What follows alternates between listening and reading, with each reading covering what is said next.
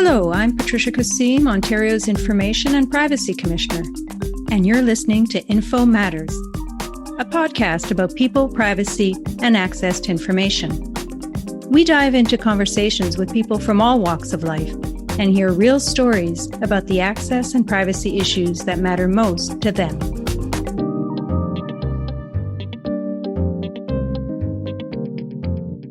Hello, listeners. Welcome to another episode of Info Matters. Today, we'll be talking about issues of sexual violence that may be distressing for some listeners. In recent years, media coverage of high-profile sexual abuse allegations have led to some dramatic court cases. While some of the most infamous examples involve movie stars and film directors, this is not the stuff of Hollywood. It is very much real.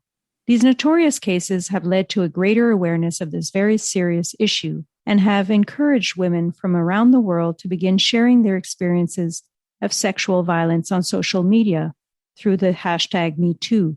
But unfortunately, many sexual violence cases still go unreported. In Canada, it's estimated that only about 1 in 20 sexual assaults are ever reported to police.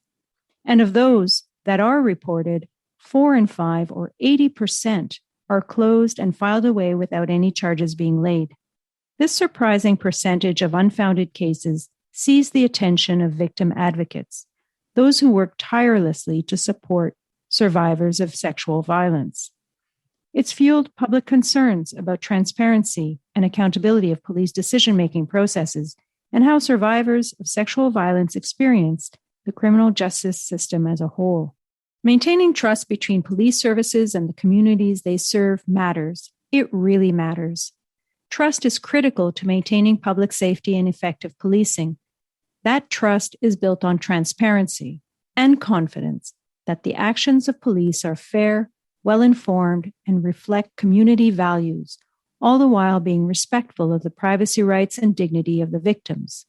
Advocates in Canada have long called for changes in how police investigate sexual violence cases, seeking for a more collaborative approach, one that better supports survivors, respects their privacy and dignity, and includes checks and balances to weed out potential bias, misinformation, or systemic barriers in the investigative process. My guests for this episode are the architects of an innovative approach to the review of sexual violence cases in Ontario, one that brings together community partners and police for a sober second look at these unfounded case files. Sunny Marriner is project lead of the Violence Against Women Advocate Case Review at the Improving Institutional Accountability Project, an initiative funded by the Government of Canada. She's the former executive director of the Ottawa Rape Crisis Centre and has been an advocate for survivors of sexual violence for over 25 years. Stephen McCammon is a legal counsel at my office. He provides legal advice on issues relating to privacy, transparency, and accountability, with a special focus on how these issues intersect with law enforcement and fundamental rights. Sunny and Stephen, welcome to the show. Thank you. Sunny, let me start with you. I'd like to know a little bit more about your background and how you got involved in your advocacy work on behalf of victims of sexual violence. Sure. So in the late 90s, I decided that I wanted to work directly supporting survivors of sexual assault as an independent advocate as part of the Rape Crisis Center movement. We have a broad movement across the country of independent rape crisis centers. There are centers that are started for survivors, by survivors, and exist independently of criminal justice systems, of hospitals, of other institutionally based services. So our function is fully 100% to work for that survivor. She's my boss. That person is the person that I'm there to empower and support. And so when I went to do that work and to begin that work in the end of the 90s, I began working primarily with marginalized and criminalized young women and had an opportunity to see a lot of their interactions with the criminal justice system, and that includes police reporting.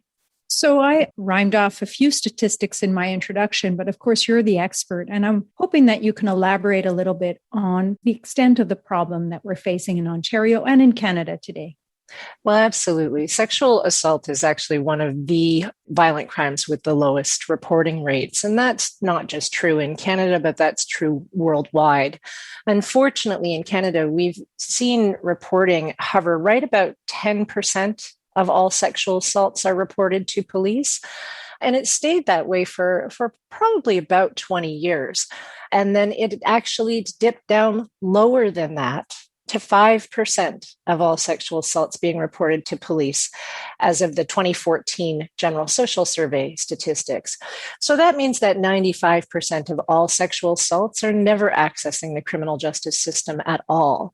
And that 5% that are, we certainly haven't had many mechanisms to really find out what's happening to them once they arrive there.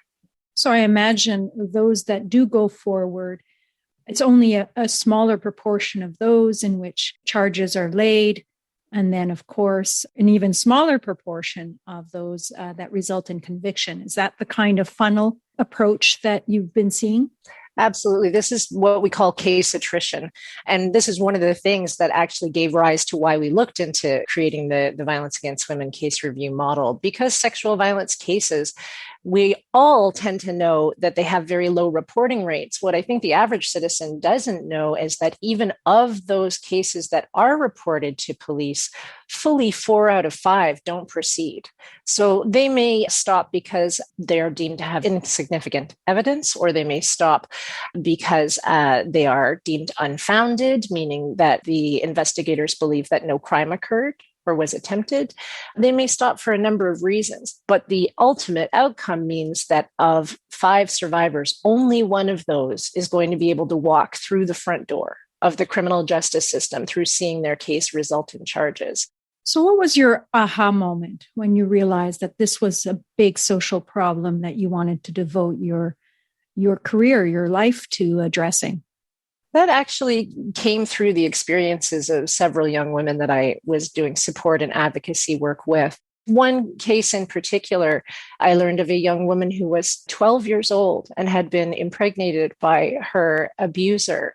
And it was reported to the police, and the police did not arrest that abuser, and they deemed the case unfounded. This was very early on into my work doing advocacy. And what I couldn't understand was how it could be possible that that case could have been closed that way. And it didn't appear that anybody was responsible for doing any oversight, or that anybody even knew that it had happened. We have no independent mechanism to actually see what's happening with the reporting of these cases, which means that what we've done is we've responsibilized survivors to ensure that public processes and systems are working for all of us. And they're, in fact, the people that should be least required to do that in the moment that they're reporting to police. So that definitely sparked a moment of realizing that we were failing and that we needed to have something in place to ensure that when survivors are going forward to access the criminal justice system, somebody's keeping an eye on and taking a look at what happens when they get there, somebody other than themselves. So you talked about attrition rates. What are some of the causes of that attrition rate? What seems to be the hiccup? Is it a credibility issue? Are victims of sexual violence not being believed when they come forward? Are there biases or myths that impact or affect their credibility in the eyes of police? Like, what's the root causes of some of these alarming attrition rates? Well, I would say that policing is no different than the broader society that it occurs within. And so we all know that we have long functioned in a society that has tacitly believed that survivors must in some way be at fault for violence they experience. So either it was something they were wearing, or they were spending time with somebody that they quote unquote should not have. These are things that we now have labels for in terms of talking about victim blaming, but we didn't used to even have that language. It was just taken as a given that there were behaviors of survivors that either meant that they actually did want to consent to sexual activity, or that at the very least, they didn't take adequate steps to avoid it. So these are packed into what we would term largely gender bias around the world. And when we've looked at studies of what's happening with sexual assault survivors when they try to access systems, and it's not just policing, systems like hospitals, systems like large-scale public institutions, the impacts of that gender bias and the sexual assault or rape myths that come with it have had the largest impact on why survivors can't adequately be served in those systems. Sometimes there's also other types of reasons that could be creating barriers. And that's part of what we're trying to look at. Is it always gender bias? Are there other kinds of barriers that we need to talk about? And by taking a systematic look at the cases, that's part of what we hope to achieve to have answers for. It's actually interesting that the way that we have understood sexual assault and sexual violence historically is pretty much diametrically standing on its head, the opposite of how sexual assault really does occur in society. So we've often had what we would call stranger myths. So the idea that all sexual assaults are committed by strangers who leap out in the dark from behind the bushes, who do not know the survivors they assault. This is the stranger myth of sexual assault. The realities, in fact, are that the vast majority of people who experience sexual violence experience it at the hands of somebody they know, and many of them at the hands of somebody they know very, very well. The majority of survivors of sexual violence do not immediately disclose that they've experienced that. Many survivors, it takes years before they tell anybody. Survivors very regularly maintain contact with people who have committed assaults against them. Part of that is about trying to make things normal again. So something horrible has happened and you're trying to actually make yourself feel like everything is normal again. And the way that you do that is to try to fix that situation, to talk to the person like things are normal, to go to work like things are normal, to go to school like things are normal, to maintain all of those things in the way that they were before the assault occurred. This is all very understandable and well-known response to sexual assault. But in our societies and our communities, we've actually believed that it's exactly the opposite. So talk about your project a little bit, the Violence Against Women Advocate Case Review Project. I understand that it started some years ago, and the objective was to find a way of shedding an external spotlight on this process to weed out some of these biases or these assumptions being made. Talk to us a little bit about how the project got started and how it got off the ground.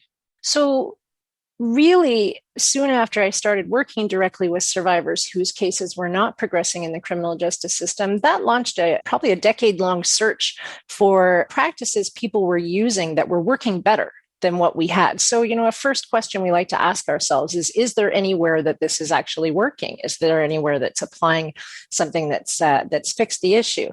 And so advocates have actually done a lot of different things over the years to try to address the issues of case attrition and systemic obstacles. And part of my job for about 10 years was taking a look at what those things were. And if they had not succeeded, why had they not succeeded? And then trying to ensure that anything that we looked for didn't rebuild those same problems. So that, of course, you can imagine, took us through a lot of years of looking at training initiatives and response teams and all kinds of different things that have been done around the world. And it wasn't until, I think, 2011 that I stumbled on what is now more broadly known as the Philadelphia model. But what it was violence against women advocates in the United States who were actually coming in and reviewing police cases and police decisions, and then contributing their feedback, their concerns, their recommendations, their trauma-informed lens to the police officers that had investigated them. That was an incredible feat. It had not been done as far as I knew anywhere else in the world. And that certainly sparked our interest about whether or not this was something that we could try to implement in Canada and whether or not it would be effective. So I understand the start was a little rocky at the beginning. It didn't start off too smoothly at first. What were some of the obstacles you were facing when you were floating this idea of importing the Philadelphia model to Ontario? Well, the first thing was that people were concerned about drawing anything from a United States model. And that's, I think, a very fair concern. We're not the United States. Canada has a different environment. And so our work began with developing a uniquely Canadian iteration, which we call VACR. So moving away from some of those US specific elements of the US model and actually making it a Canadianized version. So that was kind of a first piece. But definitely one of the things that we heard a lot at the beginning was that you could never allow anyone who wasn't a police officer to see any of this work because of privacy reasons. And so, of course, that was very intriguing for us because the history of the Frontline Sexual Assault Center is one that is steeped in and enshrined in confidentiality as a core value of our centers. Most of our centers started with mottos of no records, no time, for no reason, just to protect people's confidentiality. So it seemed odd to me that something could stand in such a barrier to moving forward rather than something that we could use for the protection of that survivor. I do think as well, to be, very candid about it, this is unheard of. It's unheard of for outside advocates to suggest that they would review police work. It's not really been done anywhere in the world to the extent that it's being done in Canada now. And I think people really needed a lot of assurances that this had been well thought through, that it was something that could be effective, and that it was something that could be supported by both survivors and by the frontline advocates that are working on their behalf. It's thanks to, in no small measure, to your incredible leadership, you and many of your colleagues and other stakeholders. And because all of this preceded my arrival at the IPC, I'm a little curious to know, how did you come about this working relationship with the IPC? What made you reach out to the IPC and meet Stephen ultimately, which forged, I think, a great partnership along with many others that managed to build this amazing model here in Ontario and ultimately in Canada? Initially, we were trying to, and when I say we, I mean advocates that work in frontline sexual assault and violence against women. We were talking about the model and what we would hope to develop. And the police that we were speaking to were frequently, as I said, they were saying the privacy commissioners won't allow us to do this. And we weren't actually having our own direct conversations with the privacy commissioners at that time. So we weren't having an opportunity to explain what we were attempting to do, how it was intended to support and protect survivors and work on their behalf. And so we took that opportunity to say, well, you know what, we really need to get on the phone and talk to one another and explain what the value is, why the methodology is set up the way it is, why do we need, for example, to see all of the information in a case. And that led us to hopping on a phone call with Stephen. Because of the heft and the weight that the Privacy Commission had in this conversation, I think we realized very quickly that the Privacy Commission was also about trying to figure out ways to make best practices work and transparency work while also protecting people. And I think that's something that even I didn't know, and I didn't realize how important that link was going to be. Wow, great story. I want to get into a little bit about the case review process and how it works. Give me background on the appointment of these case reviewers. Are they independent?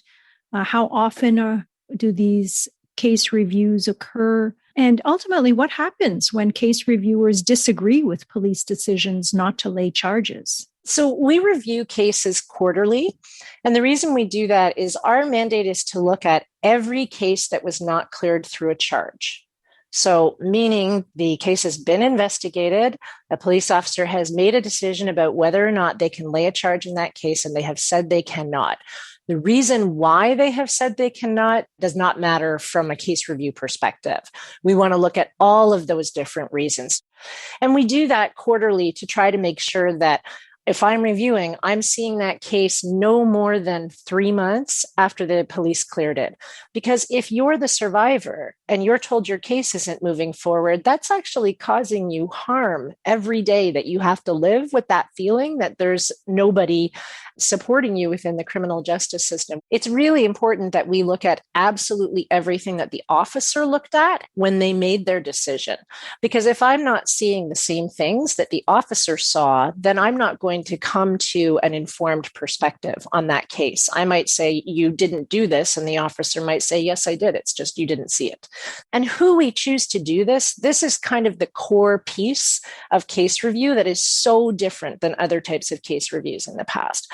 Case review is not a new concept. We've had case reviews where you'll have crowns, you'll have hospital personnel, you'll have institutional partners who are part of the criminal justice system looking at a case.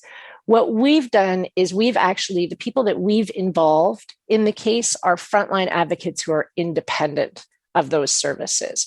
So what that means is that when I'm in my sexual assault center during the day, not only am I talking to the 5% of survivors who do choose to report, I'm also talking to a cross-section of the 95% of survivors in my own community who are never reporting sexual violence. So I'm bringing a huge lens of what sexual violence in the community looks like to that review. So to give kind of an example that might help to illustrate that, in sexual assault centers, very often we have crisis lines.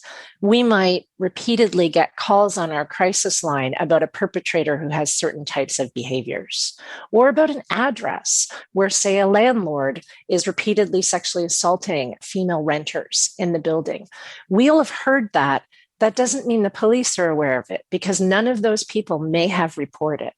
But when we go and do a review and we see that address, now we bring the knowledge from the community and from survivors themselves to that process. We can't add new investigative information, of course, but we can bring a lens of what we know exists in our community and use that in discussion with police to try to ensure they understand what that landscape looks like as well. But your core question is, what happens when we disagree? And one of the big things I say when I'm training police and advocates on how we do case review is disagreement does not equal disrespect. We can disagree with one another and still respect what one another do, still respect that we wear different hats, that we have different jobs, and that we won't always see things the same way.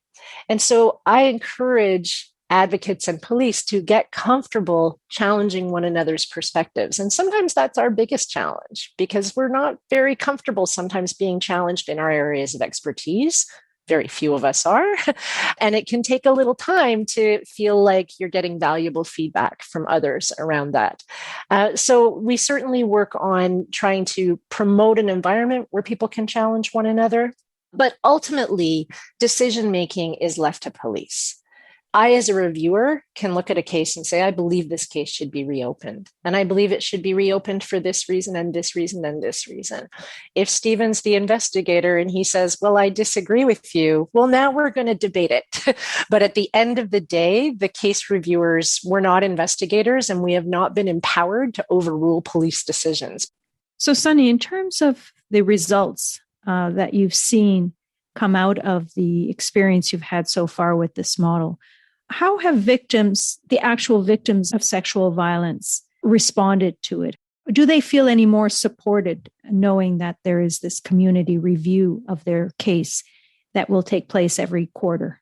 Certainly what many survivors have said to me and have said to other reviewers is that it makes a big difference for them to know that somebody independent from outside the criminal justice system, but who also can be completely trusted with their information, is keeping an eye on what's happening to them and may be available to pick up something and support their own voice about their own experience. So not only is a survivor having an opportunity to say how they might have experienced reporting, but they might also have that independent advocate who's also seeing it and who is legitimizing their experience.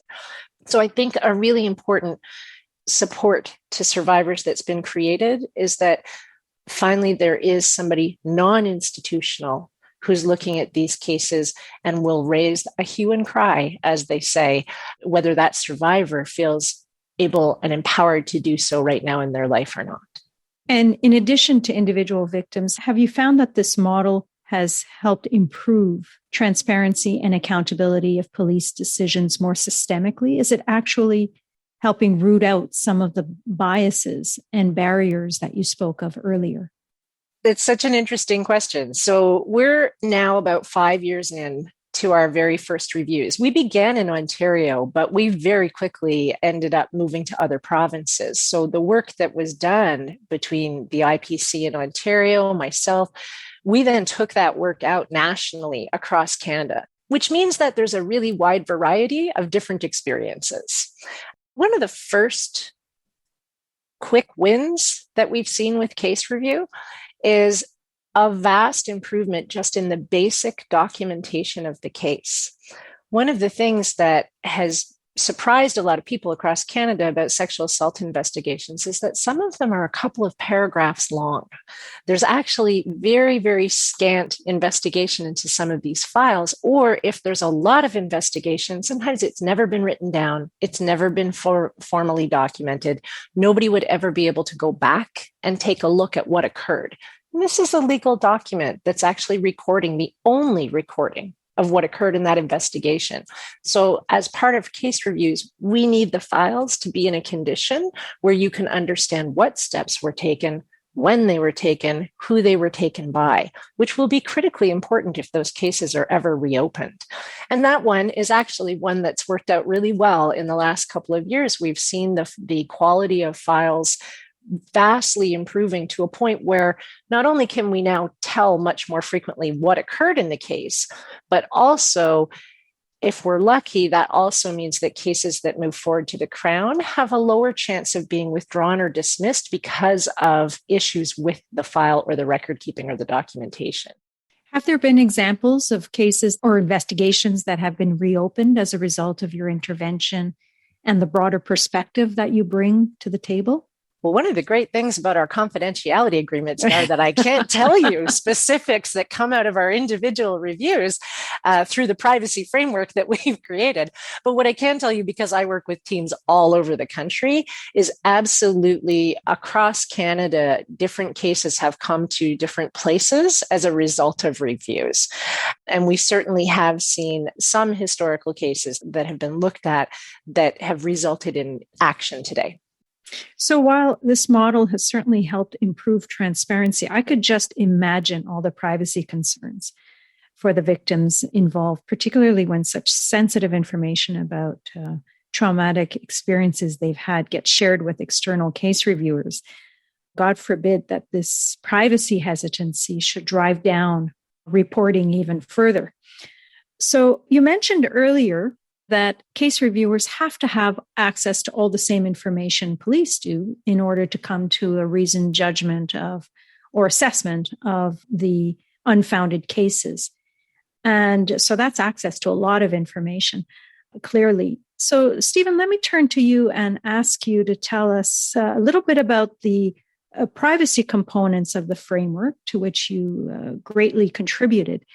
What are some of the protections that are in place to respect the privacy and the dignity of victims through the process?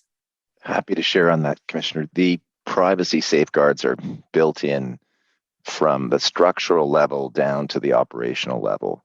First of all, the integrity of this program, which so relies on the expertise and the lens of violence against women advocates and experts to be involved, is leveraging, as Sunny indicated, the fact that the partner organizations who are going to work with police on this are themselves steeped in confidentiality practices and obligations. Secondly, in partnering, they sign on to a memorandum of understanding that sets the ground rules for how the program will run. And that MOU, which we worked on very closely with Sunny and policing partners, takes care of privacy along the lines of the information lifecycle.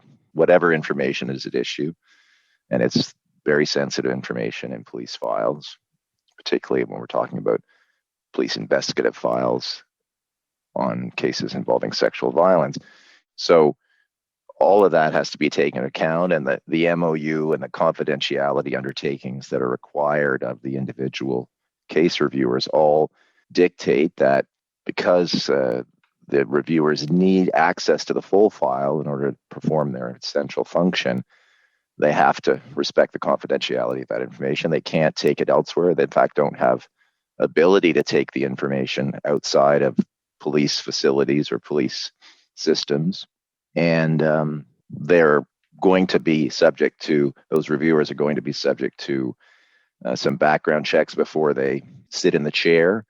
When reviewers come to do their work, the first thing that's going to happen is that they're going to have a quick look at the files to see if there are any potential conflicts of interest associated with any one particular file. And if the reviewer identifies a conflict of interest, they'll step away from looking at that file. And then at the end of the day, the reviewers document their observations and their recommendations and hand those over to the police within the police structure of custody and control of those records. So that process is designed to bring those critical lenses inside the police setup, get them to do their work inside that setup, and then leave it all behind. So, Stephen, understanding that a lot of this information is highly confidential and there are protections in place, is there any public information at all that gets reported out about the process and lends transparency to the process, but without compromising confidentiality? So it was critical during the development of this model to recognize that the trust and transparency requires that the reviewers are able to go back to their communities and share vital information with their communities. You can't go in and do that work and never say it's going well or not. You can't go in and do that work and say, no lessons to be learned, nothing to report back out to the community. There has to be that ability for those independent sexual violence experts and community workers to be able to go back out and talk about that work in those general terms. So the privacy protection is keep it all tight in there with terms of the personal information, in terms of the identifying information, in terms of law enforcement information, but allow those reviewers to go back out into the communities and share some critical insights. And that transparency and accountability mechanism also, it's almost like a safety valve that helps ensure that the privacy will be respected. No doubt, part of a very carefully crafted privacy and accountability framework that I know you and others have significantly contributed to. Is all of this predicated on victims' consent, Stephen? Where does the consent piece fit into this? It's a good question, and certainly a question we thought long and hard about with Sunny. My own instinct and other colleagues' instincts was, of course, to think about consent right away. It's a best practice in general in our privacy landscape. And how could it not be something we'd think about in the area of sexual violence, the consent of survivors? At the same time, we know there's a set of rules in the public sector privacy legislation that applies to police, and that set of rules permits the disclosure of personal information without consent.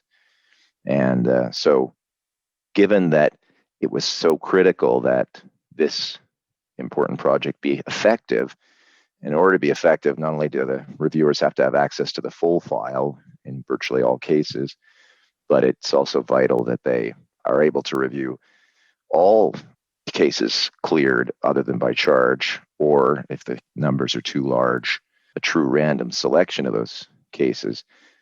There's no way to do that on a consent basis. It's going to be hard to reach some of the violent survivors, and while some might at first be disinclined to share their information, I think that another piece of the transparency and accountability piece is that communities will know, and survivors as part of those communities will know, what information is being used for what purpose, under what safeguards, and that, I think, lends itself to the premise that this program has been designed with full respect for survivors in mind, but consent would undermine the success of the program as a model. I understand that from a legal perspective, and certainly from the perspective of wanting to ensure accuracy in terms of the conclusions you draw from that. But what do women think about that, Sunny, from your perspective on the ground? How difficult was that to reassure victims that they're still part of the process and that they're still at the center of all of this? It's such an interesting question and an interesting space to think about because, of course, our entire lives and everything that we do that has to do with sexual violence are all about consent. We probably say the word consent more in the course of a day than most people do in a lifetime. And so absolutely thinking about what would be the impacts of either requesting consent or not requesting consent. And we had to think about that really carefully.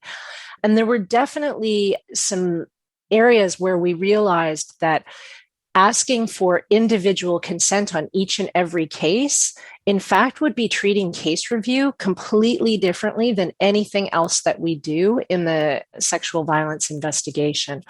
So there was ethical concerns, methodological concerns, and operational concerns. So to give an example, methodologically, who would be seeking the consent from the survivor? The only person that could do that would be the police officer at the outset of the interview. By telling the survivor, this case may be looked at as part of a review, et cetera, et cetera. Reviewers could not then guarantee that it's a reliable review because the reviewers could not guarantee to survivors that they would all be asked. How would the reviewers know if the officers had indeed asked or offered the opportunity to every survivor? We had no way to methodologically be sure of that. And that was a question that survivors raised with us to great concern. Another issue was in terms of the ethical concerns. When we go forward to report sexual violence, that decision is incredibly difficult. It can also be extremely anxiety provoking, extremely triggering to be in that police station. At that time, when that person is being told about some bureaucratic or standard operating procedure that's done for quality control, potentially months down the road, how much of that is that person actually able to absorb in that moment? And very often survivors have said, I don't want somebody to be giving me all of this information. I came in here, I need to speak. So maybe if you can give me that information later, but don't be doing that now. So there was a very big concern of co-optation of the process. But I think the key component that's most important about consent is that case reviews are not an external process where we take people's private information and throw it out willy-nilly to the community. In fact, we don't even use the word external most of the time, because what's actually happening is that subject matter experts have been invited in to the process of the investigative chain. And finally, I'll just say from a survivor perspective, because of the level of concern about this, the first couple of years of doing this work, myself and a number of sexual assault centers across Ontario started keeping track of the feedback we were receiving from survivors about review. How did they feel about it? How did they feel about the idea of somebody looking at their cases? And I can tell you that then and now to this day, the thing that I hear more often than not is, can you look at my case? Not, I don't want somebody to see what happened to me, but I want somebody to look, and I want somebody to look at something that happened 10 years ago. And what about in terms of education of police? Is the fact of having reviewers, these embedded community reviewers, sort of looking over the shoulder of police and giving a sober second look or thought to some of their decisions, is that helping educate police and root out some of the systemic biases in the system that we talked about earlier? Well, I like to believe so. I think we're early in the process. I think that's the kind of thing that we can kind of take a temperature at about 5 years in, then take a temperature at around 10 years in, and try to get a sense of what is the impact this is actually having. I know that our reviews certainly have really strong impacts on individuals who are participating. But our goal is to have a systemic impact. So not just one individual at a time, but actually to structurally change the way that we understand oversight with sexual assault investigations. If we're being successful at all, I hope that we're starting from a place of creating a harm reduction model where we're actually addressing some of the pains of reporting that survivors have told us about. And then from there, ideally, also building our positive responses at the same time. Fascinating. Thanks again to both of you for joining me on this episode of Info Matters. I've learned so much about how this approach to community-led case review can foster public trust and confidence in law enforcement investigations, all the while helping to support survivors of sexual violence by respecting their privacy and dignity.